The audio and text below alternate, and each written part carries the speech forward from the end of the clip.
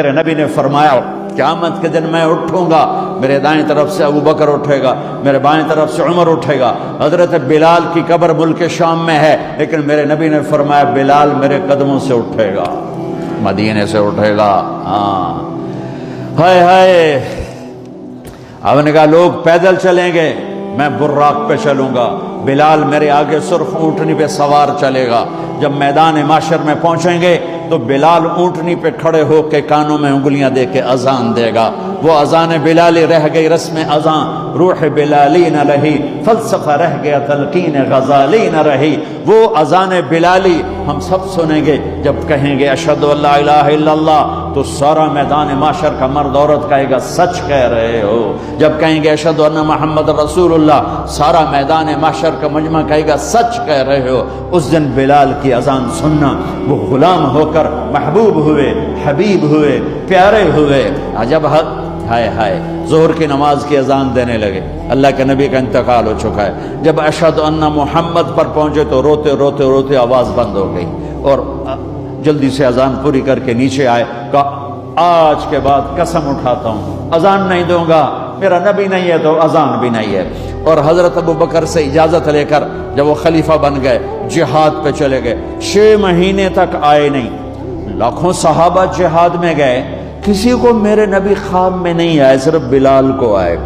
بلال یہ کیا بے وفائی، ہم سے ملنا ہی چھوڑ دیا، ہمارے پاس آنا ہی چھوڑ دیا۔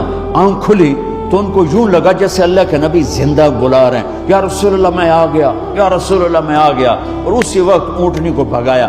21 دن کا سفر، 21 دن کا سفر 7 دن میں کیا، 7 دن صرف نماز اور پیشاب کے لیے اترتے تھے اور بھگاتے بھگاتے بھگاتے۔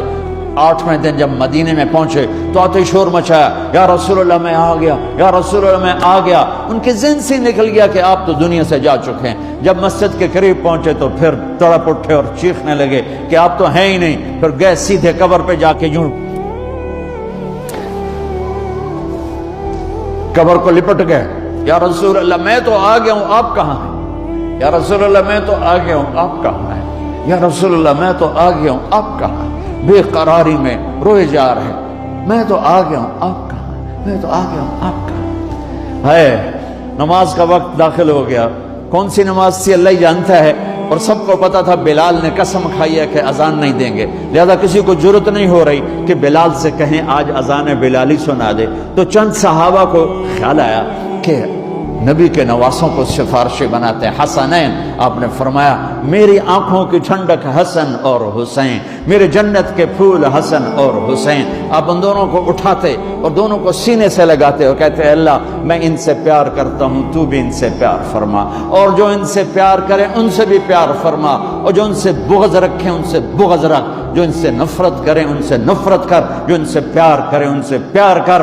صحابہ آئے بچوں کے پاس، حسن حسین، کہ بچوں آج کسی کی نہیں چلے گی، تم بلال سے کہو اذان دے۔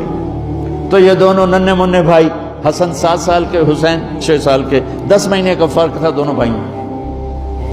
چچا ایک درخواست، کہ میرے ماں باپ آپ پہ قربان، آپ درخواست کیوں کہہ رہے ہیں؟ آپ امر کریں، آپ حکم کریں۔ کہنے لگے جیسے آپ ہمارے نانا کے لیے اذان دیتے تھے آج ہمارے لیے دے دو۔ تو ایک دم وہ رونے لگے بلال، کہ ہائے میرے بچوں، میں نے قسم اٹھائی تھی کہ میں اللہ کے نبی کے بعد کبھی اذان نہیں دوں گا، لیکن تم پہ تو ہزاروں قسمیں قربان ہیں، میں اپنی قسم توڑتا ہوں اور اذان دیتا ہوں۔ جب وہ چڑھنے لگے اس بی بی کے گھر، قریب ایک انصاری عورت کا گھر تھا جس کی چھت پہ چڑھ کے اذان دیا کرتے تھے، تو سانس رک گئے سب کے، آنکھیں پھٹ گئیں، اور وہ یوں منظر دیکھ رہے کہ آج بلال تو ہے، محمد مصطفیٰ نہیں ہے۔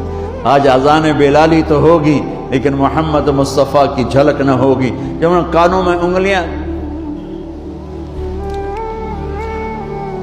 جب انہوں نے اللہ اکبر کہا تو مدینے میں گھر گھر ماتم بچھ گیا، عورتیں بھی چیختی ہوئی گھروں سے باہر نکل آئیں، سارے مدینے کی گلیوں میں چیخ و پکار مچ گئی، اور یوں سب کو لگا جیسے محمد مصطفیٰ زندہ ہیں، اور ان کا زمانہ ہے، لیکن آپ تو جا چکے تھے۔ یہ بلال کو جو رتبہ میرے رب نے دیا، یہ غلامی مصطفیٰ کی وجہ سے دیا ہے۔ آپ سب میرے بھائی بہن بیٹھے ہو، میرے بچے بچیاں بیٹھے ہو، اپنی زندگی کی قیمت لگاؤ، اور یہ قیمت پیسے سے نہیں ہے، پاؤنڈ سے نہیں ہے، ڈالر سے نہیں ہے، ڈگریوں سے نہیں ہے، یہ غلامی مصطفیٰ سے ہے، یہ محمد مصطفیٰ سے ہے۔